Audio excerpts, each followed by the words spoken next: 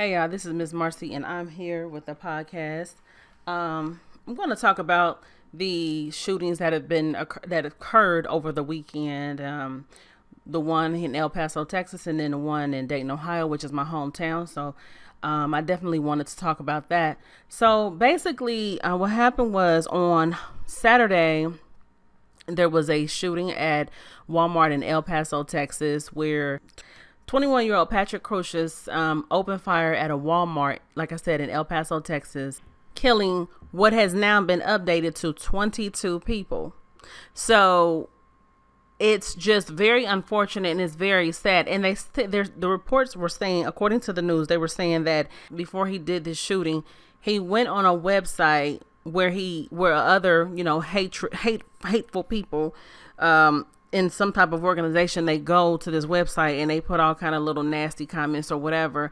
But he went on this website and he posted that he was about to go do this shooting. And he said that he needed to do this before he lost his nerve.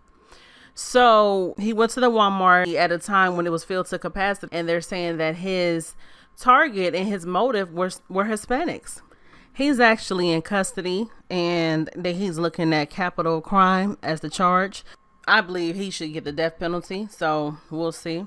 So not even 24 hours after this shooting took place in El Paso, Texas, at approximately 1:05 in the morning, Sunday morning, a gunman carrying an assault-style rifle opened fire at Ned Pepper's nightclub in Dayton, Ohio, in Dayton's Oregon district.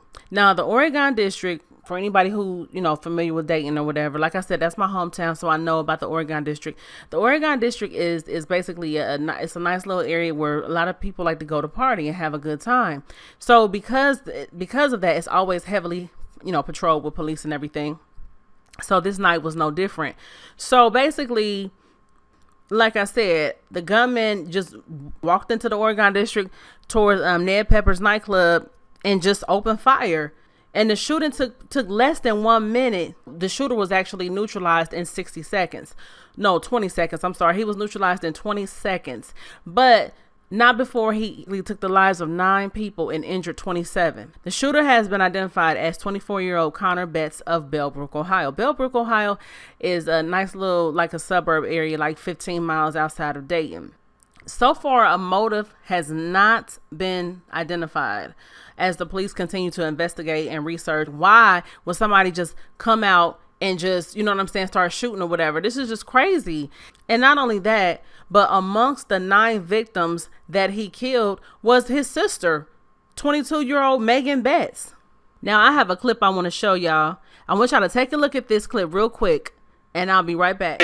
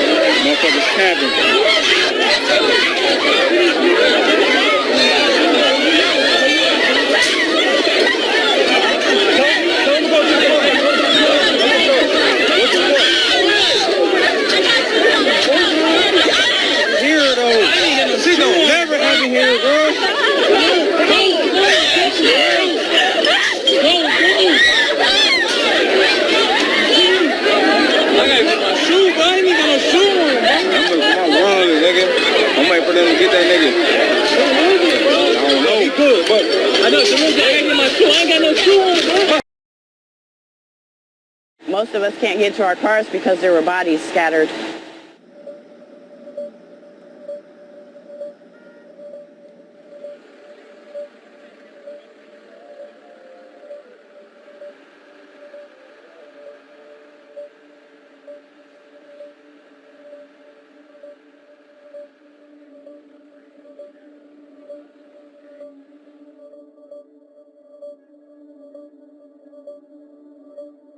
Nikita, you have an interesting story. You saw a young woman that you spoke to in one of the clubs you were in, and then describe the next time you saw her. She was laying on the concrete dead outside of the club that we was at.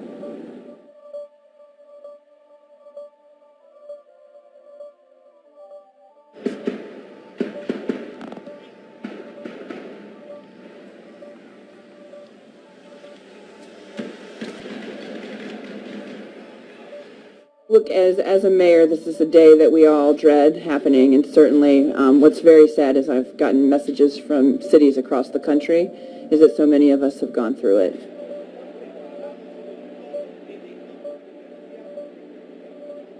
I'm lost for words right now. My family's lost for words, but I got to remain strong. You know, you have people in high places, you know, and I'm going to get on every news station and I'm going to shout this out. You know, we have gun laws. People can just go and buy guns and, you know, not even be registered or not even qualified. You know, they can just walk into a gun store and buy high-powered equipment and walk right out and kill people in broad daylight, broad nighttime. You know what I'm saying? Like, this has got to stop. This has got to stop. And today is going to be the day that it does stop. I'm shouting out to the President of the United States. I want this to go viral. I'm going to make sure that this is on every news station because my cousins did not deserve to lose their life. They had children, hardworking people.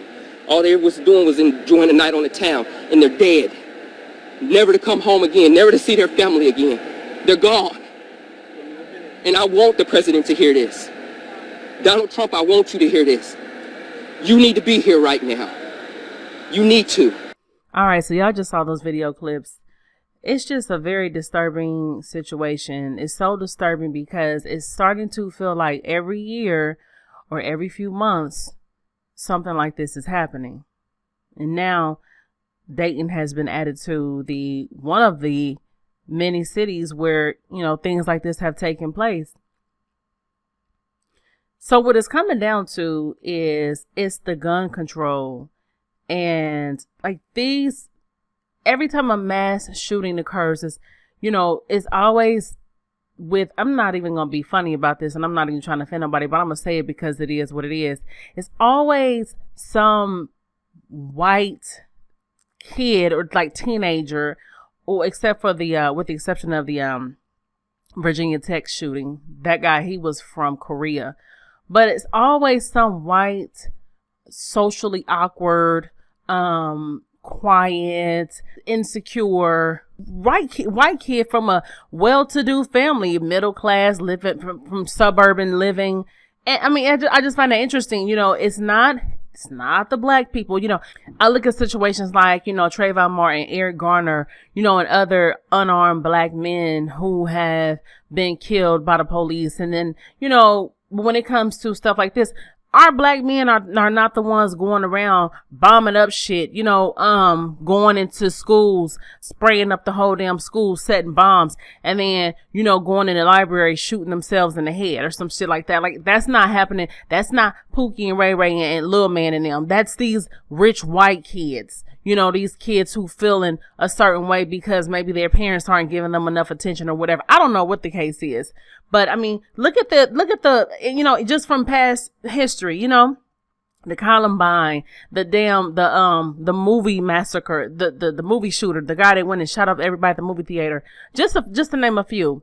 But these are all rich white kids, or just, you know, not necessarily rich, but just like middle class, or just, like I said, come from a well-to-do family.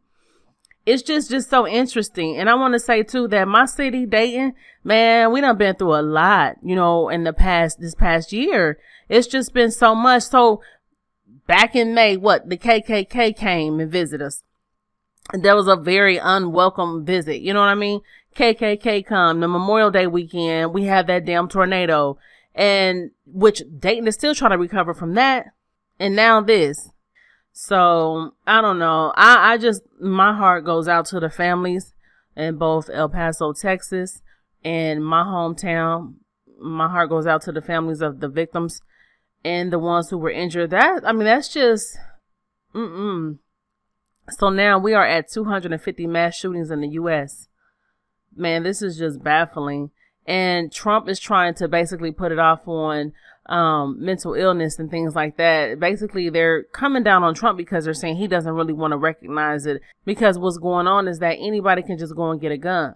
So it's easy access to people who even have mental illnesses or whatever. But I think in some of these cases, some of these people were able to get guns without even being checked, or they were checked. Because I know they do a background check before you can get a gun. And, but in some cases, some of these people are obviously just able to get one without even being checked. But I mean, that's all you hear is families are like, oh, I didn't think anything was really wrong with him or anything. I didn't think he would do this. I didn't think he would do that, So it's just really unfortunate, like I said. And I just pray for those families, and my heart goes out to them.